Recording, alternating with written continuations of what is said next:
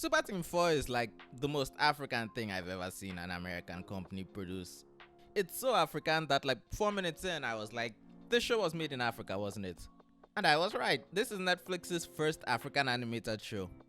And as someone who's always been a proponent of African stories getting more spotlight, I'm making this video for two purposes. One, to bring more attention to the show, which honestly I found by complete accident. And two, to run it through the same ringer I run the shows I talk about on this channel through. No mercy. And my first note is, it's kind of freaky how familiar this show feels. I'm not even from Zambia, I'm from Nigeria.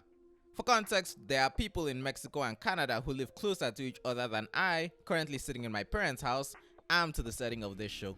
From the slang to the school to just the general vibe, this cartoon actually feels a lot like home. Which is weird because it definitely isn't, especially considering it's meant to be a neo-futuristic take on Lusaka, the capital of Zambia.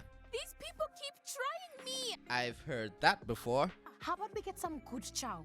Maybe a katumbua? I have no idea what that is, and watching the show did not help me figure it out.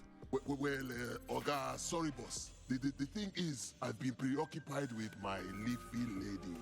I cannot understate how jarring it was to hear an animated supervillain speak to his boss like a gate man who was caught sleeping in a Nollywood movie. In a good way. But separating all that, how is the show? Honestly, I thought it was kinda good, and definitely more action-packed than I expected. Mild to temperate spoilers, by the way. It centers around Team 4, a group of secondary school, or as most of my audience would probably call them, middle school girls who are recruited by a former super spy to protect their city from supervillains that have started popping up, using suits that enhance their physical abilities based on their existing skills and a lot of tech.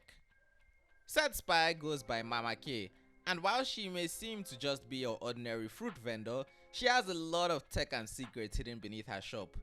She plays the role of the woman in the chair and mentor, dispensing African proverbs the main characters don't get until it's time to resolve the plot. As for the girls, they are Z, Temwe, Monde, and Komana.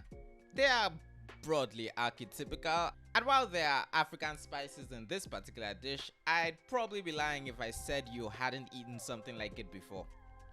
Z, codenamed Zampezi, is the tall sporty member of the group.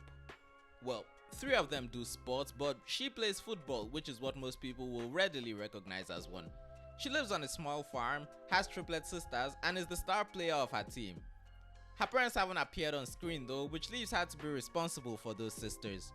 Also, the choice of her weapon is a bit revealing as to her secret identity, even if the holographic football is the coolest weapon on the team. And that's before considering that her being a footballer lets her do all sorts of tricks with it. Her mode of transport being roller skates that turn into jet boots are also pretty cool. Temwe, codenamed Team Lilo, is the average comic relief character to me. Kind of annoying and occasionally saying something funny enough that I almost ignore that she's annoyed me. Her special traits are that she's a glutton who gets angry if she's not fed, and a delinquent who may as well be on a first name basis with Principal Nkwashi. She does gymnastics, which is why her weapon is a ribbon that appears to be electrified even though no one acts like it is. And she has the best ride, a hoverboard. Monde, codename Mkozo, is the new girl in the school. She has trouble fitting in, but enjoys her new friend group. She and her sister, who is the new assistant to the mayor, moved here as it would allow her to receive a better education. She's a majorette, and like Z, her weapon is basically an extension of that, with shield attachments. And as of episode 8 in season 1, a sort of laser sight attachment that she does not use enough. She gets around on, I don't know what to call that, a realistic hoverboard, a unicycle board, and finally Komana, codenamed Kebongo, the resident genius. And I will say, considering how intelligent she is, it kind of feels understated compared to other fictional geniuses. Or maybe it's because she doesn't have an underground lab like Lunella and Jimmy. Her arcs revolve around acquiring a scholarship using her inventions to impress Mr. Magetsi, the CEO of Magetsi Power Corporation, with the extra complication of her father being sick to put more pressure on her.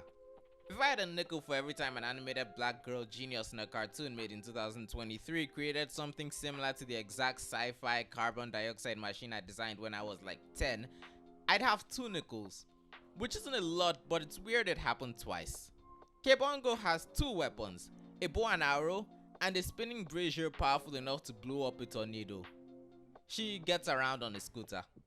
Most episodes usually deal with some flaw in security the girls have that ties into a lesson, often leading to giving the characters more depth than they started out with, especially in the so-called second season. The show looks and animates pretty nice. The girls have a transformation sequence that I kinda like but kinda feel weird about. I like how it changes their hair, but the dancing throws me off. I wouldn't want them to change that though, it adds a unique touch. Team 4 faces off against a myriad of enemies, from the weather controlling storm drain to the oddly frequent alligator. Sorry, you're the what? The alligator. Get it? Ali from the alleys. Gator like the animal. Alligator is half man, half crocodile, and dating the show's version of Poison Ivy. Okay, not bad. Wouldn't you be a crocodile? My brother, there aren't any alligators in Africa. Yes, but there's no villainous pun name for a crocodile. The crocbot, the crocovillain, the croc and shock. Oh! There's also Snapback, a man who can hypnotize with rap, whose first appearance is trying to make the corrupt mayor walk off a building. He's a pretty chill guy, all things considered. Also, special shout out to the Garbage Man, a normal, if angry, sanitation worker who was briefly mind controlled into being a supervillain by the big bad and seems to have been permanently given magnetic powers. He's like a weird outlier that's never explained. It feels like 80% through the script someone was like, wait, we can't send this guy to jail. He's right.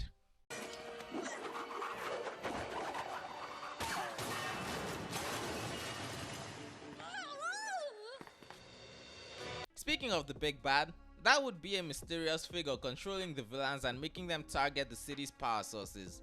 Because as if the show wasn't relatable enough, the bad guy's plan is causing power outages. Quick note, if you do not want to be spoiled as to his identity, do not watch the credits of the first 8 episodes. The first season is almost episodic. Of course, there's the first episode meant to bring the team together, and then the last 2 episodes, which breaks down the lore of the series before leading into a cliffhanger. What is it with animated shows and making the last episode of the first season the first half of a 2-parter that honestly has no business being split in half like this? Anyway, the middle episodes follow the girls having individual arcs of varying quality, as you could expect from a kids show. Komana somehow has the best and worst ones. I'm pretty impressed with the first season's connectivity though. It always confuses me how shows that are definitely scripted somehow never think to put some of the setup for later episodes in earlier ones. I'm still flabbergasted that Miraculous Ladybug did not think to have anyone mention Zoe Lee before she showed up like 6 episodes into season 4. Also, shout out to the locals from episode 2, managing to be so consistently relevant down to being how the group manages to get Kebongo and Mkozo flying in episode 5. It almost makes me forgive the nonsense with the villain's solar panels appearing from and disappearing into nothingness in that episode. And honestly, considering Netflix's structure and binge model, it's kind of perfect for such writing. It's not like cable where you risk missing an episode. The second season is much more plot focused as we wind down to see the villain's full plan and the stakes ramp up. I'm actually glad I didn't watch it until now because season 1 and 2 together kind of make up a whole complete storyline. Actually, knowing that season 3 is confirmed and the whole show will be 25 episodes, Netflix seems to have just cut a full season of TV into 3 because that's a better option than dropping everything at once. Like, season 1 so effortlessly flows into season 2 in a way that even other shows that did the cross season 2-parter like The Proud Family, Louder and Prouder, don't. The story isn't that revolutionary, and with one major exception, I kinda saw every beat coming. But I'd be lying if I said it wasn't effective. It generates a lot of suspense using dramatic irony as we watch the heroes be on the cusp of figuring out the villain's plan, which the audience has already been informed of, down to the obvious flaw that the villain doesn't see. And yeah, the show isn't perfect, but nothing is. The big thing that bothered me in season 1 was a very specific scene that I'm sure was very different from what the original script called for. It involves a villain who makes use of smoke bombs using one in front of a character who then goes blind. Combined with a line about people believing the character died in the same, and I quote, explosion, I think the final smoke bomb was meant to be something actually exploding, and that got lost in translation. And the thing that bothered me in season 2 is once I step back and look at the villain's whole plan and what he knew of it, I find myself thinking, did he really have to commit that many crimes to pull it off? And yeah, some of it is for thematic reasons, but at some point it just feels like paranoid incompetence. I can't claim to be intimately familiar with Zambian accents, and while the voice acting is mostly fine, at points it kind of reminded me of the voices Africans use while trying to make it sound like a different African is talking while telling a story. Which is what voice acting is, so I'm not entirely sure what my point is. Also, the show's narrative structure is actually pretty uniquely concise compared to its peers. I mean, the first big bad is fought and defeated over only 16 episodes. It feels like a good version of when you get the feeling a show's being written with the knowledge they probably won't get another season, so they're putting all their ideas out there now. Though I am saying this while thinking of all 3 seasons that this show is gonna have as just one normal season of TV that was divided. In any other show, I can see these 16 episodes and just these 2 seasons being written as a whole 24 episode season with a lot more content added.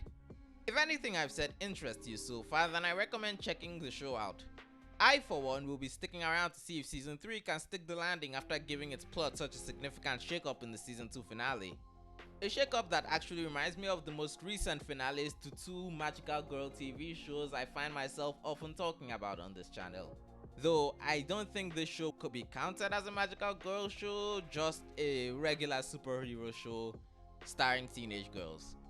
What did you think of the show and this video? Tell me in the comments below, and while you're down there, don't forget to hit the like button and subscribe for more. Thank you and good day.